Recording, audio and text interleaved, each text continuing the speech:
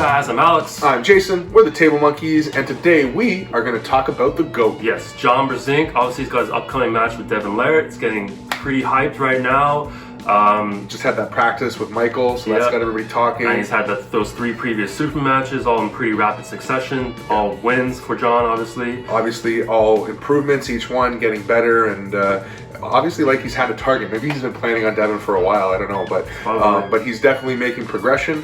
And the thing that makes this match so interesting is the shutout stakes. Yep. We're not here to argue that John is going to beat Devin outright in the match, although obviously anything's possible, but neither of us really see that happening. But Devin beating John 6 rounds outright is definitely a tall order, no matter how you slice it or dice it, especially once we actually get into these rounds that we're going to look at and we start to break down how good the GOAT actually is, right? Yeah, so after watching all those matches, I really didn't believe that John had a chance against Devin. And I really just thought Devin was just trying to hype up the match enough so that he could get hyped. But he really didn't believe John had a chance. Yeah, and I was on the same page. I you know, after seeing those matches, didn't really think that John had much of a chance, and same situation. But we had a chance to talk to Devin at the free-for-all event that the Ottawa Valley High Hookers threw, which you've probably seen a couple matches. If you haven't, go subscribe to Arm Sports video, because they are putting all those matches out. A lot of matches. Yeah, there were so many good matches. But Devin was there, and we got to talk to him, and basically we said that I was like, where's the angle here? Like, what are we missing? And he said he kind of felt the same way. And then he watched the Dmitry match again in slow motion. He said, go back, watch the Dmitry match in slow motion, and tell me what you think. And so we did that.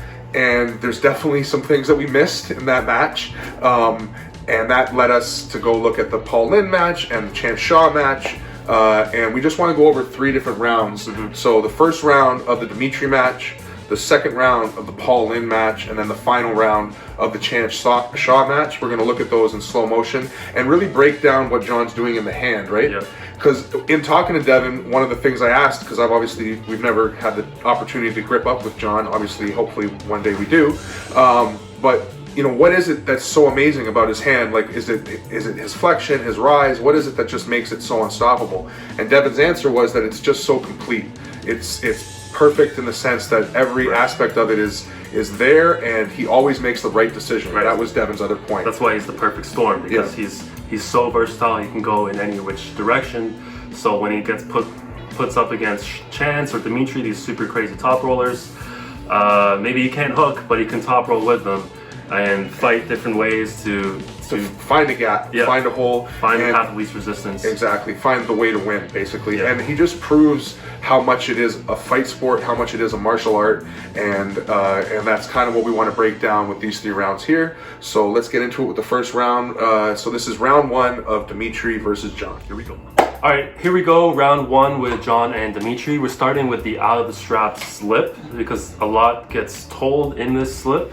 And this is probably the first example of many throughout these examples we're going to show where we missed it at real speed. But when you slow it down, you can see all the intricacies of what John's actually doing, and then it all of a sudden becomes, you know, much more interesting. Right. So yeah, Dmitry and John, this is round 1, and this slip, here we go. We're going to watch everything at full speed, then we're going to go back and watch it at at quarter speed, so that you can actually get the idea of the difference. So here's full speed.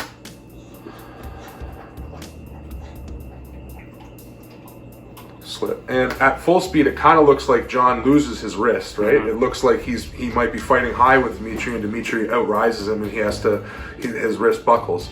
And I think we can agree that's both how we both saw it originally. So, but then when you put it in slow-mo, everything changes. You'll see, obviously, Dmitry is top rolling. He's trying to rise through John's hand, but John is trying to contain Dmitry. And he's starting to lose his fingers a bit, so in order to get out of there, he buckles underneath. Yeah. So let's watch that in slow-mo, you can see what we mean. So, you see John just trying to stay strong at center table, using his fingers to try and hold down Dmitry's riser. So yeah, there they are, center table, and you can already see John's fingers going back a bit. Yeah. And you can see Dmitry's knuckle high coming up. John realizes that's not going to work. He's like, no, okay, I got to pull back. Dmitri's already won the high game. There's no point for him trying to fight high. He would just get his hand completely obliterated and taken from him. And that's a lesson to learn for people. If you start to lose your hand like that, you're not making that ground up. You've got to find another way out of there. Right, so then he drops his riser to ball underneath inside Dmitri's hand and get out for the slip. And what makes that obvious is the position of his thumb here. How his riser knuckle is well under his thumb, and he's got his thumb up in Dmitri's hand. That's how it's clear that he's trying to get under, and he's not going over and getting like dumped. You know what I mean? So, yeah, ball up. Dmitry tries to hang on, and we got a slip. Yeah. And then John turns around there and says, that is one strong ass hand. Yes. So right there, he knows. Okay, probably a bad idea to hook this guy. This guy's got a very strong hand. I'm gonna have to fight. I'm gonna have to adjust. Yeah. So now let's move on to in the strap. And once again, we're going to play everything at full speed first, and then slow it down. So let me just get to the beginning here. Just closing the hands. Normal speed. Here we go. Boom, into it. So John again trying to control center. And as soon as Dmitry starts hitting, it looks like he is getting into John's hand. And the first time we watched this, I know we're like, oh shit, yeah, you know. But you can see John's pronation is strong. Every time Dmitry goes to the side, he's losing a little bit of his flexion. So that's why he's resetting, trying to hit again. Yeah. He's not going to keep driving to the side if he's losing his flexion. Yeah. And then Dmitry again, at full speed, it looks like Dmitry's more in control. The match looks more like it's on his side of the table. John looks like he's searching for things, like all he does have is his pronation. Yeah, he's got no flexion, he's got no cup. He makes one big drive here, doesn't go very far with it. Dmitry brings him back, and at this point, everybody's like, man, John is fucked. And then all of a sudden, out of nowhere, comes that fucking press. And I remember watching that live, just losing my shit. And Devin said the same thing, but when you watch it now, when we watch it back in slow-mo here, it gets even more exciting. Yeah, because obviously super impressive. John beats Dmitry with the shoulder press, but should he be letting Dmitry take his hand like that? Yeah, exactly. That seemed like it seemed like he pulled that round out of his ass at the end, more so than that he was in control the whole time. But again, once we slow it down, quarter speed, as Devin said, everything starts to change. So Dmitry, world-class top roller, pronation is insane. And right before this match, in a live stream between John and Devin said like it would be a battle between him and Dmitry, like confident that he would beat Dmitry, but Dmitry is a strong-ass motherfucker. Yeah. So again, getting into it here, John's pronation, holding on. He's obviously setting his shoulder back, and it's in this position, it's more like he's getting behind his hand more so that he can stay behind his pronation and make sure that it's engaged. He gives a little bit of a back pressure pull here to get a little deeper into Dmitry's fingers. Dmitry pulls with him. Dmitry feels his flexion going, like John's flexion giving out a bit, so he goes, okay, let's fucking go.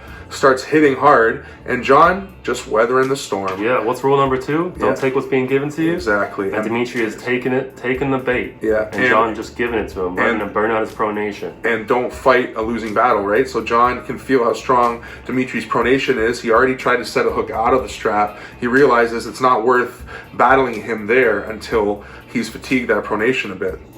So at this point, Dmitry's realizing, wait, the arm isn't moving as far as I'd like it to be, especially after all those hits. And John's pronation is holding up strong. And by that hit there especially, you can start to see how much Dmitry's actually losing his flexion, right, on the hits. So he's going to take a minute. Is it now? Yeah, it is now. He takes a minute. He's trying to figure it out. He's looking at it. He goes to make a couple adjustments.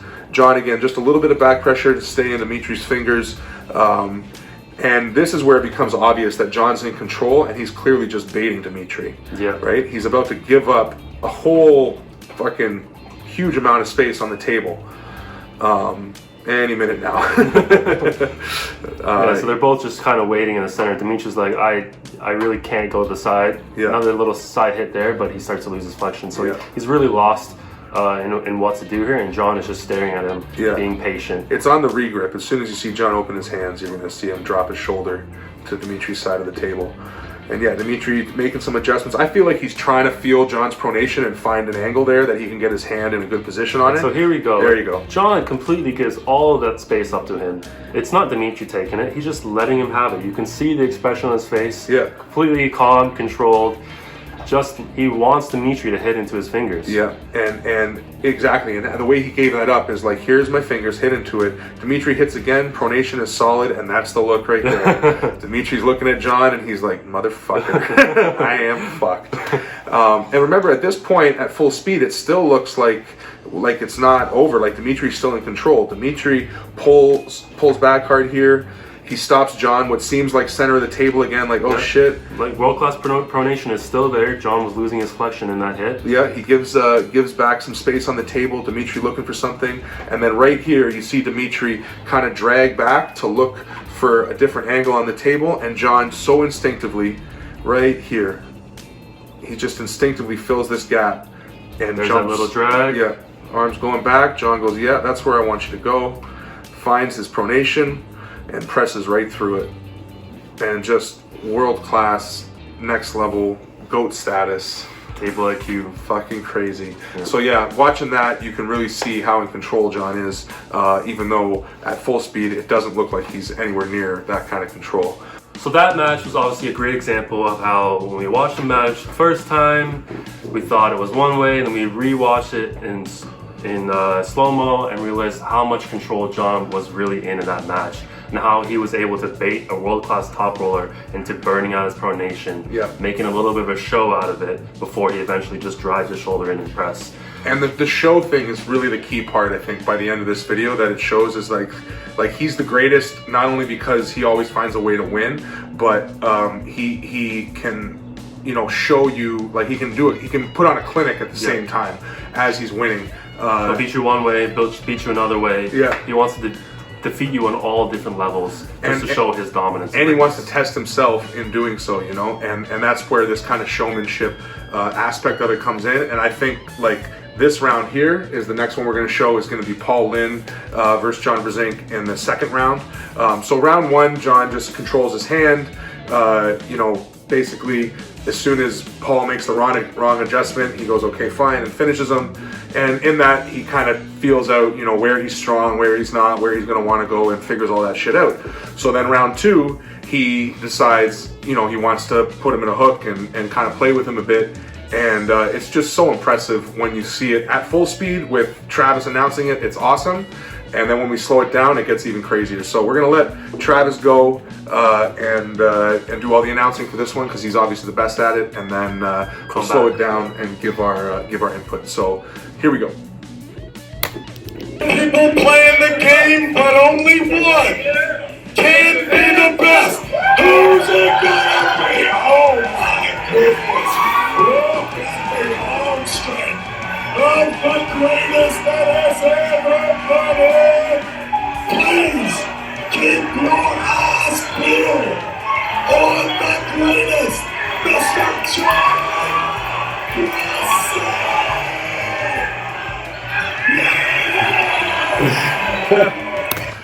I mean, Damn. goddamn, it's just such showmanship, you know. And I know it's also has a lot to do with how good Travis is at announcing it and making it, like, pumping it up.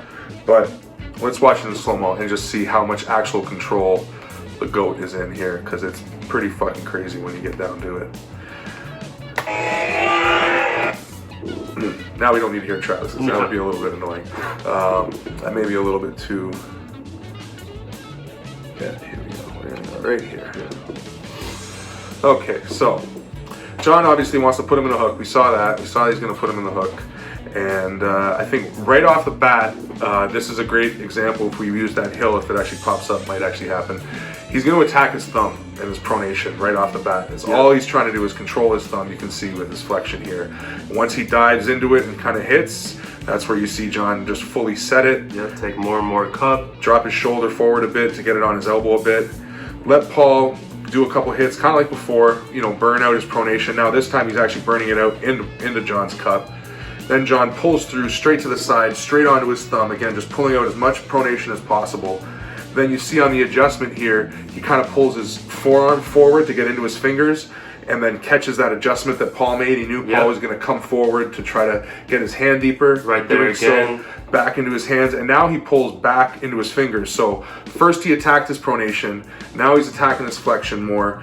And every time he gets something in his hand, he keeps it. Like Paul has lost all that in his hand. His flexion's still fucked. And there, just on the regrip, he fills that gap. Like, just absolutely every time he's supposed to do something, he does it. Yep. You know? And then again, into the thumb. And then this is the part that just is the showmanship, you know? Yeah, so this was probably very close to pin. Who knows if it Bart didn't wasn't, call yeah. it. Anyway, he didn't get the pin. He's like, But okay, he easily could have. I have a ton of great hand position here. I'm just going to get back into a hook where I've got everything I need and let Paul continue to burn himself out. And at this point, he's just on his elbow, right? If you're a good hooker or you're a good arm wrestler, you understand the position John's in now, where he's not really using much arm strength. He's using just joint and connective tissue, and he's just sitting there kind of resting. And again, like Alex said, letting him burn himself out. And then he goes, okay, you know what? That's enough. Let's go. And smack to the side. A little bit of a stake back to get some momentum, and then And that momentum, he doesn't even need it. It's again, it's part of the like let me show you how good I am. It's part of that whole showmanship, you know. It's like adding the windmill to the dunk, all that kind of shit. Like, and the whole time with his tongue out, like he is Michael Jordan, because the motherfucker is the GOAT. All right, so I think, you know, that round to me, it just shows the showmanship and the dominance and just the complete control. And obviously, Paul Linn is not Devin. You know, we're not arguing that he's going to be able to do that to Devin or anything like that. That's not what we're saying. But the fact that he can do it to someone as strong and as ready as Paul Linn was for this match is fucking impressive. Yeah, Paul Linn is still what, top 5, at least top 10 middleweights. I think he makes it to top 5, and I know Travis is trying to say like he's whatever top 3 or something in this match, because he's saying Todd Hutchins doesn't count, he's a super heavyweight, and then there's RBJ, and then it's basically Paul, Storm Cholino, and Craig Tullier, maybe? Yeah, maybe Craig Tullier, right? So Paul's definitely way up there, and Paul is all arm strength. Yeah. So for John to say, okay, you're like one of the strongest arms, if not the strongest arm at 200 pounds, let's see. And then just sit there and hang on him like that, like it's nothing, fucking impressive. Yep. Okay, so on to the next match with Chance Shaw. Yep. And we're gonna show the 4th round. Yeah. All right, guys, so this is the last round of Chance Shaw versus John Brzenk. Now, obviously, this match, when we all saw it, it was like, yeah, okay, John was in control. He won the whole thing. Like, there was that one round where he kind of went into a sloppy, like, or a hook, and Chance rolled him, and he didn't even really fight it. He's like, yeah, no, you're too strong there. I don't want to try that. But other than that, it looked like just pure domination, which is great. But again, when you slow it down, and when I watched it again after watching all those other matches, seeing this final round, how he transitions to the press, it's just so brilliant. And it's not just the transition, it's everything that leads up to it, right? So we're gonna watch it in real speed and just basically let it play, and then we'll go back and show you in slow-mo and show you like all the intricacies again that you kind of miss at full speed, right? Yep, so here we go. All right, big hit by Chance, starts to lose his flexion, so he comes back to center, and John just fills that space, fills that sideways pressure, and moves Chance over to his losing side of the pad. They're both top rolling, fighting for rise and pronation, but John is winning that battle here and has started to take Chance's hand. He starts to come in his shoulder, tries to come in for a press, and that's exactly what John wants, and he just transitions so smoothly, so quickly with his own shoulder, and just smashes Chance down to the pad. It's just brilliant, and it looks pretty simple, but again, when we play it back in slow-mo, there's so much more happening, and John is just in so much control, and making Chance do what he wants him to do, right? Mm-hmm. That's what's impressive, is that he knows, it is clear after watching him in slow-mo, like he sets amazing traps, and he knows how to bait his opponents to get what he wants out of the match as opposed to what they want out of the match. Yeah. So let's watch it here. So again, bang, bit of an early hit by Chance, but it's all good because he's not really in the match. And like Alex said, John basically just controls his own pronator in order to get into Chance's flexion, and also controls the riser, make sure that Chance can't climb up over his thumb at all. And then just applies the pressure here, just keeps the pressure constant. He's not trying to attack the pin pad, really. No, he's being patient. He's waiting until he gets in the right position before he goes for press. And you have to imagine that he's already won 2 rounds. and he's feeling pretty comfortable. He wants to win the third round in a little bit of a showmanship way. Exactly. Once again, being the greatest, he knows that he's got to put on a bit of a show. So he's already, like Alex said, finished with that exact top roll twice. So it's clear he could have done it again if he wanted to. Even coming back to center of the table here, he's baiting Chance so that Chance will continue to commit his shoulder, because that's what John really wants, is Chance to commit his shoulder so that he can come in and commit his shoulder and press him without Chance having an opportunity to back pressure him out of his press. And Chance didn't do it the first few times, a little hesitant, but as he started losing more and more his flexion, he realized, well, this is literally the only option I have. Exactly. So he gets his shoulder in position, but his arm is so outside of his shoulder, he really doesn't have a lot of pressure he can apply with his press. Yeah. And John is just holding him comfortably, completely dominating his hand. And basically, as soon as he knows, yep, that's it, he's in and he can't get out, John, again, he can come in and commit his shoulder without Chance having an opportunity to pull back on it. And if we just go back quick, you'll see right before Chance brings his leg up here, we kind of missed it the first time, there's a bit of an opportunity right here where John possibly could have brought his shoulder forward and committed there, but Chance is still in a good enough position that he might have been able to back pressure John out of that press, and it wouldn't have looked so goat-like. So in order to make sure that he is the GOAT, he's got to make the right decisions, which is one of the reasons why he is the GOAT, and he did. He waited it out, did it right, and then it's this, what seems like effortless, brilliant, just perfect press. Yeah, and it's all patient in the moment. All because of the steps he led it to that spot. Yeah. So obviously John is the GOAT. He's a beast. He's not only ridiculously strong, but he's also a master of the table. He can beat hookers, top rollers, pressers. He can win in any position. He's so versatile. And he always makes the right decision. That's really what I think is the big takeaway from all these matches, and seeing the way that he moves through the match, is that he doesn't take things, he doesn't go for things he shouldn't. He leaves the right kind of bait. He figures out his opponent so quickly, and that's what makes it so hard for Devin to get 6 rounds in a row, is that there's no way that Devin's going to be able to, unless he's just way, way, way too strong, which is possible, and it could happen, but with how strong people are saying that John's hand is, and the fact that he's going to be coming in around 250 pounds and all that stuff, pancakes, we all know, are involved, that it's going to make a difference. But Devin is just as good as John at being versatile and figuring out his opponents. And that's what he's known for. So if anybody has the ability to do 6 different things in a row to keep John having to adjust, and then when he makes the adjustment, having the answer for that adjustment, the only one that I could think of that could do that is probably Devin, right? That's why I feel like it's going to come down to overall strength. And I just think that John's nowhere near Devin's level in strength, and that's why he's going to lose 6 rounds. Yeah, and I have to say, after seeing all this and understanding how the fight game works and how this arm wrestling works, I think that, I don't know, I feel like John has the chance. I feel that John can get around. So since it's a shutout stakes, again, that's what we think makes it interesting. If it's just who would win the match, we both agree 100% Devin is going to win the match as far as win-lose. But shutout stakes, you'd bet on Devin? I'd still bet on Devin, yeah. And I would bet on John. I wouldn't put my house on John, but I would bet on John. And would you put your house on Devin after all this? I don't have a house. No, but we're hypothetically now. Neither do I, but still. You wouldn't, right? No, I wouldn't put the house on. The point is, I wouldn't put everything I got. It's not 100%, but I feel confident that John can get around, and you feel confident that he won't. Yes. So, and we still have to expect that John is going to make big improvements from these matches, right? Dmitry was probably 2 months prior to his match with Devin. Yeah. He's getting bigger. Yeah, more than 2 months. He's getting bigger. No, Paul Linn was his most recent one. That's true, right? Yeah, so it was Chance, then it was Dmitry, then it was Paul Linn, right? Isn't that how it went? Yeah, that's true. Yeah, that is how it went. So Paul Linn was about probably, maybe 10 to 8 weeks. So right, so and he's eating more into this match. He's consuming pancakes, as we all know.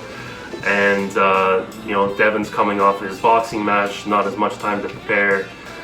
And Devin's still going to come in big. Devin's going to come in ready. I don't think that I think it's going to be basically the same Devin that we saw against Michael Todd. I don't think there's going to be much of a difference, maybe 5% at most. But what John's got to realize is that that's not the same Devin that he pulled in 2015 and or 2008.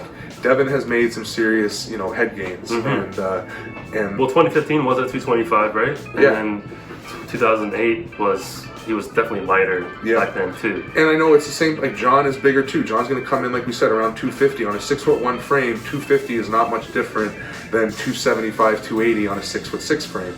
Like muscle mass wise, it's very, very basically the same. It just comes down to levers, which, I mean, John has beat, Cleve Dean and Richard Lupke, so John knows how to play against the levers, and that's again is what makes it so interesting. So, who knows, right? These are just predictions. This is why it's such an exciting match. Yeah, let us know in the comments what your predictions are. If would you're betting, would you be taking the stakings, the shutout stakes? Because again, that's what makes it so interesting. Leave comments, share, subscribe, smash that bell, do all of those things. And monkeys out. Peace.